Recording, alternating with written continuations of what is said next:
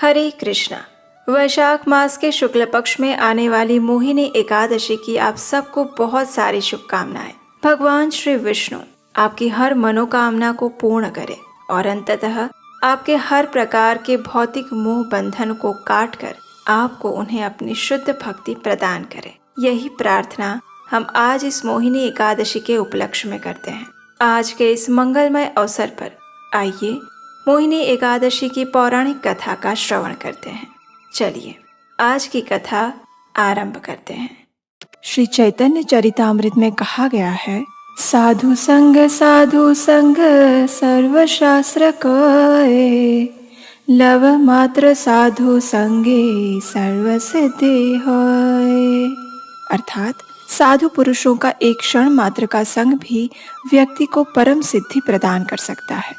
ऐसा ही कुछ हुआ था धृष्ट बुद्धि के जीवन में भी। लेकिन कौन था ये धृष्ट बुद्धि और क्या हुआ उसके जीवन में? चलिए ये जानने के लिए हम चलते हैं मोहिनी एकादशी की कथा की दुनिया में।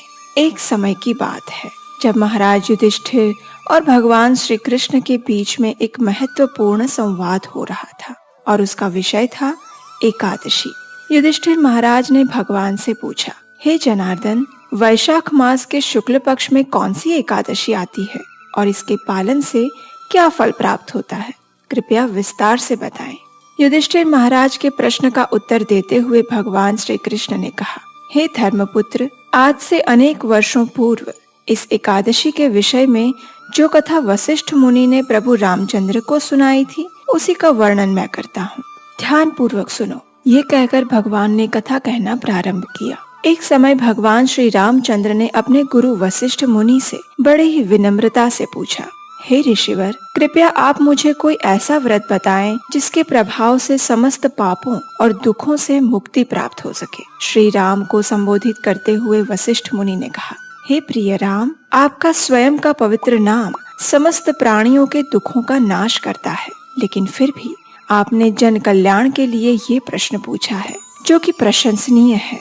वैशाख मास के शुक्ल पक्ष में आने वाली एकादशी का नाम मोहिनी एकादशी है। इसका पालन करने से व्यक्ति संसार के सभी दुखों और पापों से मुक्त हो जाता है। प्राचीन काल में सरस्वती नदी के किनारे पर भद्रावती नामक एक राज्य था, जहाँ राजा द्युतिमान राज्य करते थे। राजा अत्यंत सहिष्णु और सत्यवादी थे। उनके राज्य में धनपाल नाम के एक पुण्यवान वैष्णव भी रहते थे। उन्होंने राज्य में अनेक धर्मशाला, अस्पताल, पानी के प्याऊ तथा मंदिरों की स्थापना करवाई थी। वे दान तथा जन कल्याण के कार्यों में सदैव संलग्न रहते थे। ऐसे पुण्यात्मा वैष्णव धर्मपाल के 5 पुत्र थे, सुमना, द्युतिमन, मेधावी, सुकृति और धृष्ट बुद्धि। लेकिन दुर्भाग्य से उनका 5वां पुत्र धृष्ट बुद्धि अपने नाम के अनुसार ही अत्यंत पापी और दुराचारी था। दुष्ट व्यक्तियों और व्यभिचारी स्त्रियों का संग करना, मदिरा पान करना, पशु हत्या, मांस भक्षण इत्यादि कार्यों में संलग्न रहकर वह अपने पिता की संपत्ति का व्यय करता था। एक दिन उसके पिता धनपाल ने उसे एक वेश्या के साथ चौराहे पर जाते हुए देख लिया और फिर क्या था, उसके पिता ने उसी क्षण उसे अपने घर से निकाल दिया। पिता के द्वारा घर से निकाले जाने के बाद धृष्ट बुद्धि और अधिक पापमय प्रवृत्तियों में संलग्न हो गया। लेकिन कुछ समय बाद उसका धन जब समाप्त हो गया तो उसके मित्रों ने और उस वेश्या ने भी उसे अपमानित करके त्याग दिया। अब धृष्ट बुद्धि के पास धन भी समाप्त हो गया और उसके आसपास के लोगों ने भी उसे तिरस्कृत कर दिया। इसलिए अब अपना जीवन निर्वाह करने के लिए उसने चोरी करना प्रारंभ किया। चोरी करते हुए कई बार राजा के सिपाहियों ने उसे पकड़ा भी था, लेकिन उसके धर्मात्मा पिता की कीर्ति के कारण उसे छोड़ दिया जाता। लेकिन आखिर एक बार उसने एक बड़ी चोरी की और जब उसे पकड़कर राजा के समक्ष लाया गया तो राजा ने उसे अपने राज्य से निकल जाने का दंड दिया। अब धृष्ट बुद्धि जंगल में भटकने लगा। वहाँ वह निर्दोष पशुओं को मारकर अपना जीवन व्यतीत करने लगा। लेकिन उसका जीवन अत्यंत दुखमय था। वह सदैव दुखी और चिंतित रहने लगा था। आखिर एक दिन उसके पूर्व जन्म के पुण्य के कारण उसके जीवन में एक नया सवेरा हुआ। संयोगवश वह उसी वन में रहने वाले कौंडिन्य मुनि के आश्रम में पहुंच गया। कौंडिन्य मुनि वैशाख मास में गंगा स्नान करके अभी लौट ही रहे थे। दुखों से व्याकुल धृष्ट बुद्धि ने अचानक ही ऋषि कौंडिन्य मुनि के वस्त्र से टपकते हुए जल का स्पर्श किया। इस जल का स्पर्श होते ही उसके पूर्व जन्म के पुण्य कर्म का उदय हो गया। उसकी बुद्धि में सात्विकता का प्रवेश हुआ और उसने कौंडिन्य मुनि से हाथ जोड़कर विनम्रता से पूछा, हे ऋषिवर, मैं अत्यंत पापी हूँ। अपने जघन्य पाप कर्मों के कारण मैं दुखों के सागर में डूब चुका हूँ। कृपया आप मुझे कोई ऐसा मार्ग बताएं जिससे मैं इस असह्य पीड़ा से मुक्ति प्राप्त कर सकूं। धृष्ट बुद्धि की आर्द्र वाणी को सुनकर कौंडिन्य मुनि ने कहा, सुनो, अब मैं तुम्हें एक ऐसे व्रत के विषय में बताता हूँ जो कि मेरु पर्वत से भी अधिक प्रचंड पापों को नष्ट करने वाला है। और ये व्रत है वैशाख मास के शुक्ल पक्ष में आने वाली मोहिनी एकादशी। यदि तुम इस व्रत का श्रद्धा और नियम पूर्वक पालन करोगे तो अवश्य ही सभी पाप कर्मों से मुक्त हो जाओगे। ऋषि की सुखद वाणी सुनकर धृष्ट बुद्धि ने मोहिनी एकादशी व्रत का कठोरता से पालन किया। परिणाम स्वरूप उसके सारे पाप नष्ट हो गए और जीवन के अंत में उसने दिव्य शरीर धारण करके आध्यात्मिक लोक में प्रवेश किया। इस कथा का समापन करते हुए भगवान श्री कृष्ण ने कहा, हे राजन, मोहिनी एकादशी की कथा और महात्म्य का श्रवण करने से भी 1000 गाय देने का पुण्यफल प्राप्त होता है।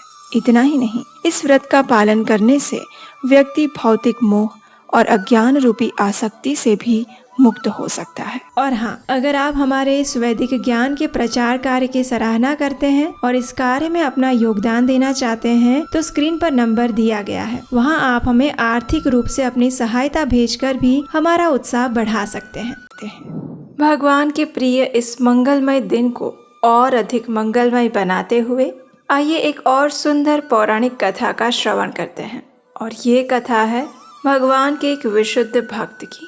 और जैसा कि हम सब जानते हैं, भगवान प्रेम और स्नेह को प्राधान्य देते हैं। आज की कथा कुछ ऐसी ही है जिसमें एक भक्त भगवान को अपनी प्रेम, स्नेह और करुणा से उनके पास प्रतिदिन आने के लिए मजबूर कर देते हैं। आज की ये कथा रस से भरी हुई है और ये रस है प्रेम का, वात्सल्य का और विरह का भी। जी हाँ, आज की इस कथा में भगवान स्वयं रोने वाले हैं अपने भक्त के लिए। तो चलिए अधिक विलंब किए बिना इस सुंदर कथा का श्रवण करते हैं। बहुत वर्षों पुरानी बात है और ये बात है 17वीं सदी के नागौर जिले में कलवा गांव की, जहाँ पर एक शुभ नक्षत्र में एक सुंदर कन्या का जन्म हुआ था। उस कन्या का नाम था कर्माबाई। पिता जीवन राम डूडी और उनकी पत्नी यानी कि कर्माबाई की माता दोनों ही भगवान के भक्त थे। सामान्य जीवन था, साधारण लोग थे, लेकिन भगवान के प्रति भक्ति और उनका प्रेम असाधारण था। बाल्यकाल से ही कर्माबाई ने भक्ति और प्रेम की शिक्षा प्राप्त की थी। भगवान के लिए सच्चा प्रेम, दिखावा वाला नहीं। अब एक दिन क्या हुआ कि जीवन राम डूडी और उनकी पत्नी को पुष्कर यात्रा में जाने की इच्छा हुई। इच्छा तो हो गई, लेकिन अब कैसे जाए? उनके घर पर भगवान के सुंदर श्री विग्रह जो थे, उनके जाने के बाद उनकी सेवा कौन करेगा? अब दोनों दंपति यही सोच विचार कर रहे थे।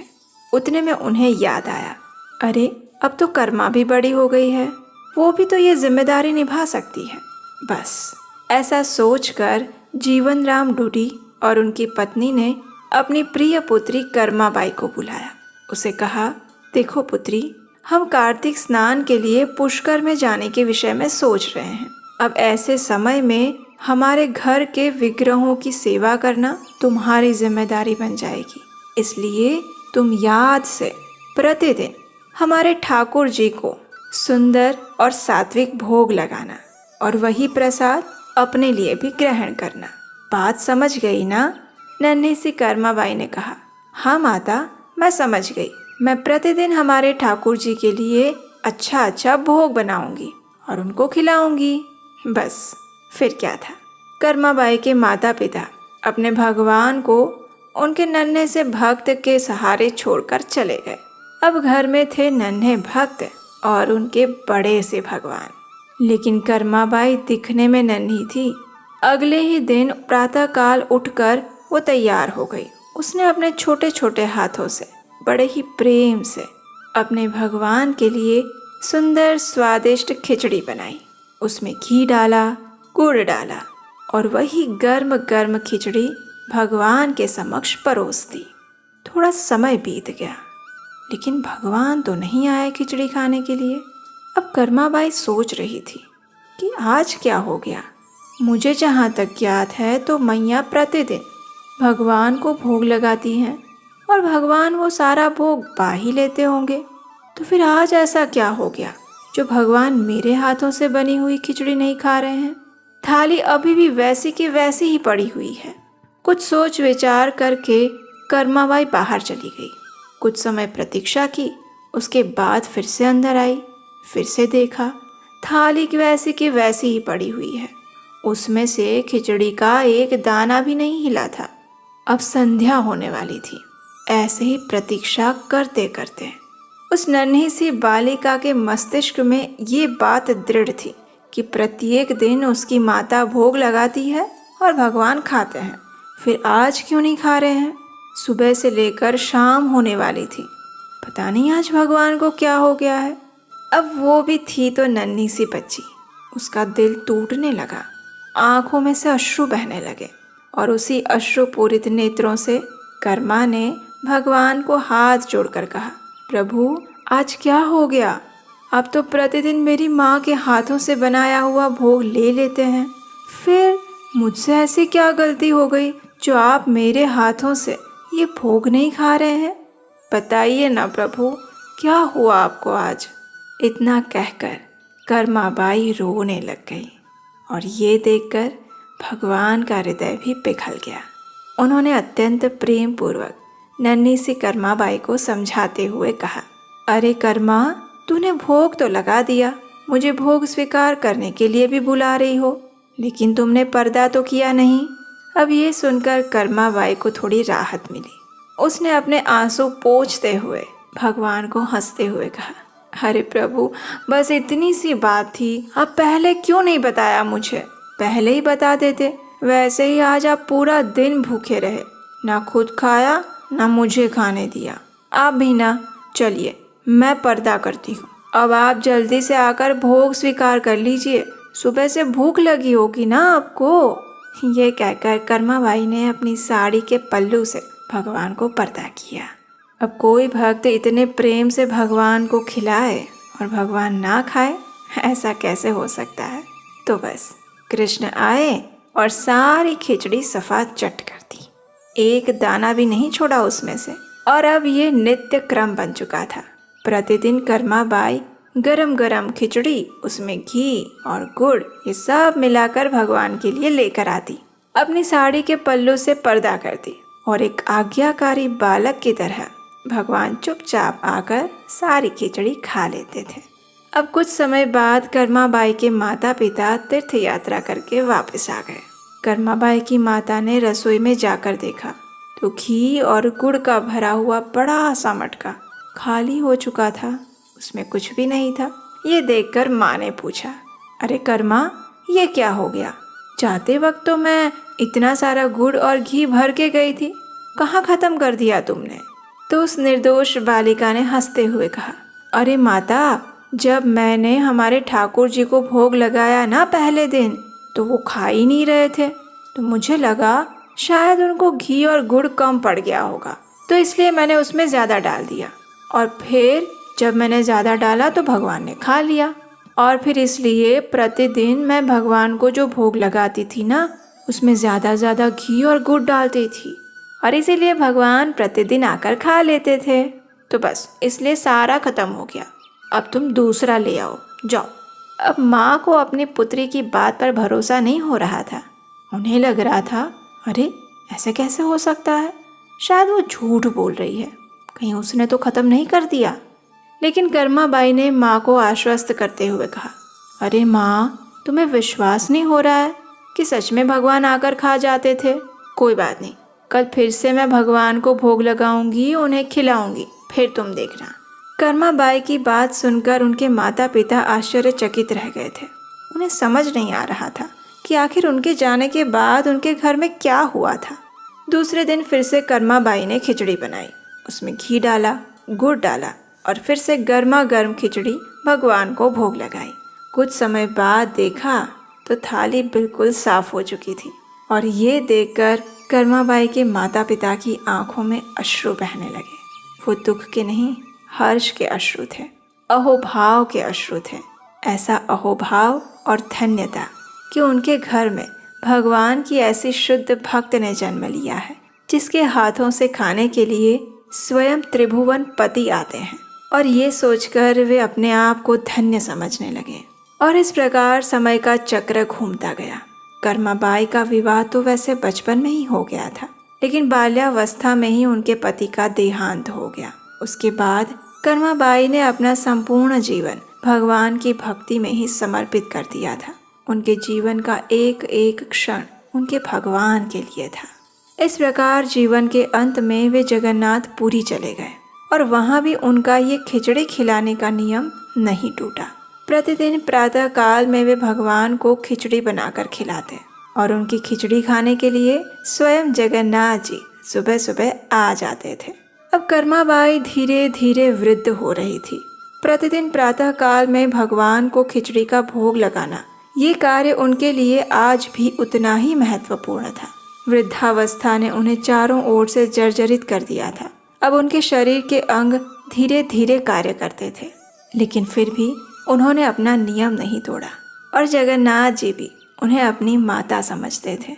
कभी कभी खिचड़ी का भोग लगाने में विलम्ब हो जाए तो जगन्नाथ जी कर्माबाई से कहते भी थे, मैया जल्दी करो ना, मुझे भूख लगी है। इतनी प्रतीक्षा करवाती हो तुम, जल्दी से खिचड़ी बना दो। और इस प्रकार फिर कर्माबाई जल्दी जल्दी से खिचड़ी बनाते हुए जगन्नाथ जी से कहती, अरे हाँ बना रही हूँ, अब तेरी मैया बूढ़ी हो गई है, इतना जल्दी नहीं कर सकती, थोड़ी प्रतीक्षा कर बैठकर। और भगवान भी आज्ञाकारी बालक बनकर राह देखते रहते कर्माबाई की खिचड़ी की। अब एक दिन क्या हुआ कि कर्माबाई के घर पर कोई साधु आ गए और उस साधु ने देखा कि ये वृद्ध कर्माबाई भगवान को खिचड़ी का भोग लगाती है, लेकिन प्रातः काल में स्नान तो करती नहीं है, बिना स्नान किए ही वो भगवान को भोग लगा देती है। अब ये देखकर वो साधु से रहा नहीं गया। उन्होंने कहा, बेटी प्रातः काल में स्नान करने के बाद ही भगवान के लिए भोग बनाना चाहिए, स्वच्छ होकर ही रसोई में जाओ और इस प्रकार इन इन नियमों का पालन करना।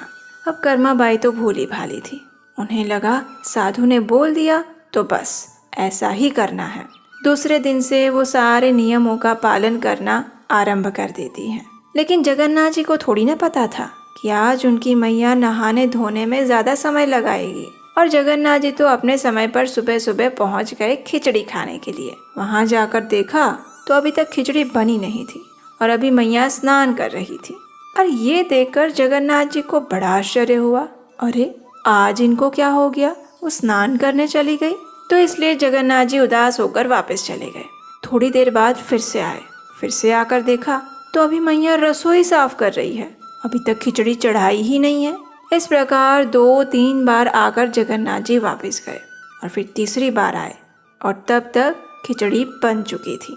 जल्दी जल्दी जगन्नाथ जी को खिचड़ी परोसी गई और जगन्नाथ जी भी जल्दी जल्दी खिचड़ी खाने लगे। और तब तक मंदिर में यानी कि जगन्नाथपुरी के मुख्य श्री मंदिर में भी भगवान को भोग लगाया गया और वहाँ पर भी पुजारी ने घंटी बजा दी, वहाँ भी जाना पड़ेगा। तो जगन्नाथ जी ने जल्दी जल्दी से खिचड़ी खाई और बिना अपना हाथ और मुंह धोए पहुँच गए मंदिर में। अब जैसे ही वो मंदिर में पहुँचे तो पुजारी ने देखा, अरे भगवान, ये आपके मुंह पर आज खिचड़ी कहाँ से आ गई। और ये सुनकर जगन्नाथ जी कहते हैं, पुजारी एक रहस्य बताता हूँ, तुम नहीं जानते, मेरी ना यहाँ पर एक माँ रहती है, वो प्रतिदिन सुबह सुबह मुझे खिचड़ी खिलाती है। वो खिचड़ी इतनी स्वादिष्ट होती है कि मैं क्या बताऊँ, उसे प्रतिदिन खाए बिना मैं रह ही नहीं सकता और इसलिए मैं प्रतिदिन सुबह सुबह चुपके से, किसी को ना पता लगे वैसे उसके घर जाता हूँ और वहाँ पर गर्म गर्म खिचड़ी और उसमें घी डालकर अच्छे से खा के आता हूँ। लेकिन पुजारी, तुम जानते हो कल एक बात हो गई।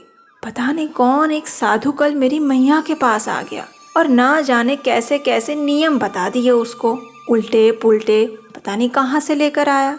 और मेरी बेचारी भोली माँ, बातें उसने सारी मान ली उसकी, और इसलिए आज सुबह खिचड़ी बनाने में विलम्ब हो गया और इसलिए मुझे भी जल्दी जल्दी वापस आना पड़ा। तो बस ये खिचड़ी देखो ना, मेरे हाथों पे मुंह पे लगी ही रह गई। अच्छा, तुम मेरा एक काम कर सकते हो, तुम इसी क्षण जाओ और उस साधु को कहीं ढूंढ के लाओ। उसको जाके बताओ कि मेरी माँ को ऐसे उल्टे पुल्टे नियम ना सिखाए। जगन्नाथ जी की ऐसी बात सुनकर पुजारी तो आश्चर्यचकित रह गए। उनको समझ ही नहीं आ रहा था कि अरे ये भगवान की कैसी लीला है, लेकिन फिर भी भगवान की आज्ञा तो माननी पड़ेगी। तो वे उसी समय उस साधु के पास पहुंचे, जाकर सारा वृत्तांत कह सुनाया और ये भी कहा कि कर्माबाई की शुद्ध भक्ति और प्रेम को देखकर भगवान ने ये आदेश दिया है। जब उस साधु ने ये सारी बातें सुनी तो वे उसी क्षण कर्माबाई के पास गए और उनसे जाकर माफ़ी मांगते हुए कहने लगे, हे माता, आप तो स्वयं भगवान को प्रिय हैं, इसलिए आप जैसे पहले भगवान के लिए भोग बनाती थी वैसे ही बनाइए और मुझे क्षमा कर दीजिए। मेरे जैसे मूर्ख ने पता नहीं आपको कैसे कैसे नियम बता दिए। ये सुनकर कर्माबाई अब खुश हो गई। अब फिर से वो अपने जगन्नाथ जी के लिए सुबह सुबह खिचड़ी जल्दी से तैयार कर सकती हैं। और इस प्रकार जगन्नाथ जी प्रत्येक दिन सुबह सुबह उठकर कर्माबाई के पास खिचड़ी खाने के लिए जाते रहे। अब मनुष्यों के ऊपर तो समय का चक्र कैसे घूमता है, आप जानते ही हैं। कर्माबाई भी वृद्ध हो चुकी थी और एक दिन उसने अपना भौतिक शरीर भी छोड़ दिया। उनके विरह में जगन्नाथ जी उस दिन बहुत रोए। अश्रु की धारा उनकी आंखों से रुकने का नाम नहीं ले रही थी। उनकी माता कर्माबाई के लिए जो उनका प्रेम और वात्सल्य था, उसकी वर्षा में संपूर्ण ब्रह्मांड भीग रहा था और ऐसा लग रहा था मानो उनके स्नेह में वो संपूर्ण चराचर जगत आज डूब जाएगा। उस दिन उन्होंने कोई भोग स्वीकार नहीं किया। उस दिन 56 भोग स्वीकार करने वाले हमारे जगन्नाथ जी भूखे रहे, बिना एक दाना लिए। ये बात जब राजा तक पहुंची तो राजा और ज़्यादा आश्चर्यचकित रह गए। वे स्वयं भगवान को प्रार्थना करने के लिए आए और उनसे कहने लगे, हे प्रभु, इतना कष्ट किस लिए, आखिर क्यों? तो जगन्नाथ जी ने रोते हुए कहा, राजन, मेरी माँ मुझे छोड़कर चली गई है। फिर प्रतिदिन मेरे लिए खिचड़ी बनाती थी। अब उसके बिना मैं क्या करूँगा? मैं बहुत उदास हो चुका हूँ। उनकी खिचड़ी के बिना एक निवाला भी मेरे गले से नहीं उतरेगा।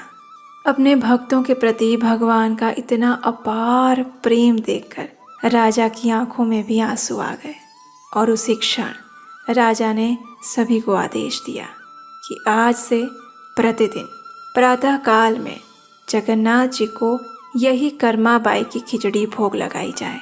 उस दिन से लेकर आज तक जगन्नाथपुरी के मंदिर में सुबह सुबह सबसे पहले उन्हें अपनी माता द्वारा बनाई जाने वाली स्वादिष्ट और प्रेम के रस से भरी हुई खिचड़ी अर्पित की जाती है और उनके समक्ष विशेष रूप से ये बोला जाता है कि प्रभु, ये आपकी माता कर्माबाई की खिचड़ी है, कृपया इसे स्वीकार कीजिए। तो ये थी आज के इस पावन अवसर के उपलक्ष्य में हमने सुनाई आपको भगवान के एक विशुद्ध भक्त की कथा। जब भी ये कथा सुनते हैं तो वो हमारे हृदय को झकझोर कर रख देती है और बार बार एक ही बात की साक्षी देती है, और वो ये कि भगवान के लिए सिर्फ प्रेम, वात्सल्य और स्नेह महत्वपूर्ण है और कुछ भी नहीं। हमें आशा है कि आज की कथा आपको अच्छी लगी होगी। अगर ऐसा है तो इसे अपने मित्रों और परिवारजनों को अभी शेयर कर दीजिए। इसका श्रवण करके उनके अंदर आज के इस शुभ अवसर पर पुण्य का उदय होगा, प्रभु की भक्ति जागृत होगी और उसका फल आपको मिलेगा। चलिए अब देखते हैं कि इस व्रत का पालन कैसे करें। एकादशी के दिन प्रातः ब्रह्म मुहूर्त में उठ जाएं, स्नान इत्यादि नित्य कर्मों से निवृत्त होकर यदि संभव है तो भगवान की मंगला आरती करें और यदि संभव ना हो तो इस्कॉन मायापुर या इस्कॉन वृंदावन से ऑनलाइन लाइव मंगला आरती का दर्शन करें। उसके पश्चात भगवान के समक्ष हाथ में गंगाजल लेकर एकादशी व्रत का संकल्प करें। तुलसी देवी को जल अर्पण करें, कम से कम 3 बार प्रदक्षिणा करें और उनके समक्ष बैठकर हरे कृष्ण कृष्ण कृष्ण हरे हरे, हरे राम राम राम हरे हरे इस महामंत्र का अधिक से अधिक मात्रा में जाप करें। एकादशी के दिन संपूर्ण उपवास करें।